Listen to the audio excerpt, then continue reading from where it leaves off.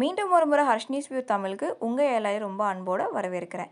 இன்றைக்கி நம்ம சேனலில் தேனோட நன்மைகள் என்னன்னு பார்க்கலாம். நம்ம நைட் டைமில் சாப்பிட்ற டின்னரோட தேன் கலந்து சாப்பிட்டா இதயம் வலிமை பெறும். பழச்சாரோட தேன் கலந்து சாப்பிட்டா சக்தி கிடைக்கும். மாதுளம் பழச்சாரோட தேன் கலந்து சாப்பிட்டா புது ரத்தம் ஊறும்.